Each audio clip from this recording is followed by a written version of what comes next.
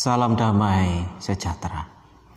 Bapak, Ibu, dan saudaraku yang dikasihi oleh Tuhan, berjumpa kembali kita dalam seri Renungan Harian Senin 8 Juni 2020. Kita akan merenungkan firman Tuhan. Untuk bacaan kita hari ini dari kitab 1 Korintus pasal 12 ayat 1 sampai dengan 3 yang demikian. Sekarang tentang karunia-karunia roh, aku mau saudara-saudara, supaya kamu mengetahui kebenarannya. Kamu tahu bahwa pada waktu kamu masih belum mengenal Allah, kamu tanpa berpikir ditarik kepada berhala-berhala yang bisu. Karena itu, aku mau meyakinkan kamu bahwa tidak ada seorang pun yang berkata-kata oleh Roh Allah dapat berkata, terkutuklah Yesus, dan tidak ada seorang pun yang dapat mengaku Yesus adalah Tuhan selain oleh Roh Kudus. Sampai di sini pembacaan kita akan firman Tuhan. Berbahagia kita yang dengan setia menggumuli dan melakukan firman Tuhan. Amin. Renungan pada hari ini, ayat nasnya diambil pada ayat yang ketiga, yang demikian bagian B, dan tidak ada seorang pun yang dapat mengaku Yesus adalah Tuhan selain oleh Roh Kudus. Judul renungan hari ini adalah mengaku bahwa Yesus adalah Tuhan. Di dalam kitab suci diceritakan ada dua orang Rasul Yesus Kristus yang pernah mengingkari iman dan pengakuannya kepada Yesus sebagai Tuhan. Yang pertama adalah sosok Rasul Petrus. Yang kedua adalah Rasul Yudas Iskariot. Keduanya pernah mengingkari Yesus Kristus. Rasul Petrus setelah peristiwa Getsemani, Yesus ditangkap secara diam-diam, sembunyi-sembunyi, dia mengikuti Yesus. Tetapi toh dengan sembunyi-sembunyi pun mereka atau Rasul Petrus ini diketahui oleh orang lain bahwa bagian dari kelompoknya Yesus. Tetapi entah karena apa, entah karena takut, entah karena apa yang menjadi penyebab, Rasul Petrus akhirnya mengingkari Yesus Kristus di dalam hidupnya. Sampai 3 kali baru kemudian ia tersadar dan kembali bertobat. Yudas Iskariot sebagai salah satu dari ke-12 Rasul Yesus Kristus juga mengingkari Yesus. Ia mengingkari Yesus dengan cara menyerahkan Yesus dengan imbalan 30 keping uang perak. Yudas Iskariot kita tahu di dalam kitab suci diceritakan bahwa dia adalah bagian dari ke-12 Rasul yang memiliki peran penting sebenarnya.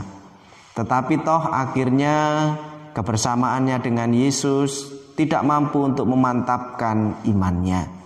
Dia menjual Yesus kepada para imam pada waktu itu demi 30 keping uang perak. Namun Yudas Iskariot tidak memiliki kesempatan untuk bertobat dan kembali hingga akhir hayat hidupnya. Dia hidup di dalam penyesalan dan juga ketidakberuntungan.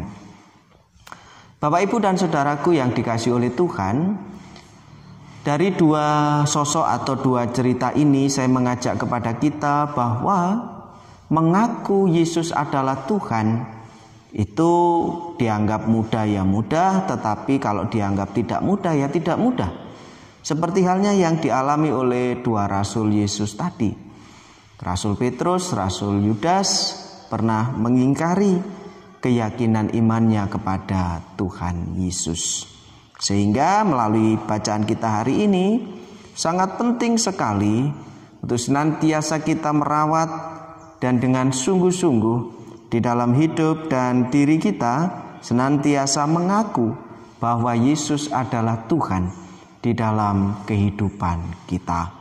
Yang itu kita lakukan, kita wujudkan di sepanjang kehidupan kita dengan kita senantiasa melakukan kehendak dan perintah Tuhan, dan senantiasa di dalam batin kita mantapkan untuk mengaku bahwa Yesus adalah Tuhan. Seperti halnya yang dialami oleh para rasul atau khususnya Rasul Petrus dan Rasul Yudas di dalam bacaan kitab suci kita, tentu di tengah kehidupan kita juga tidak luput, tidak terlepas dari godaan dan cobaan yang bisa saja itu menjadikan kita tidak lagi mengaku Yesus adalah Tuhan. Tetapi teladan yang dilakukan oleh Rasul Petrus kiranya itu juga menjadi teladan baik di dalam kehidupan kita. Menjaga supaya jangan kita mengingkari di dalam kehidupan kita bahwa Yesus adalah Tuhan. Amin. Mari kita satukan hati, kita berdoa. Bapa yang Maha Kasih, kami bersyukur bahwa Engkau telah menolong kami melalui karya Roh Kudus untuk kami mengaku bahwa Yesus adalah Tuhan. Mohon kuatkan kami, teguhkan kami di tengah cobaan dan godaan masing-masing untuk senantiasa setia dan senantiasa memelihara pengakuan iman kami kepada Yesus Kristus yang adalah Tuhan kami. Demikian pula di tengah keluarga kami masing-masing Tuhan, apapun yang sedang menjadi pergumulan, apapun yang sedang menjadi harapan kami, kiranya senantiasa ada di dalam pertolongan dan kasih Tuhan.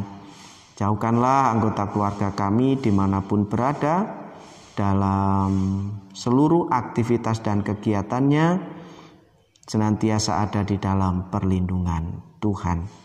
Demikian seru dan permohonan doa ini yang kami mohon dan menaikkan di dalam nama Yesus Kristus Tuhan kami, dan kami akhiri dengan doa Bapa kami.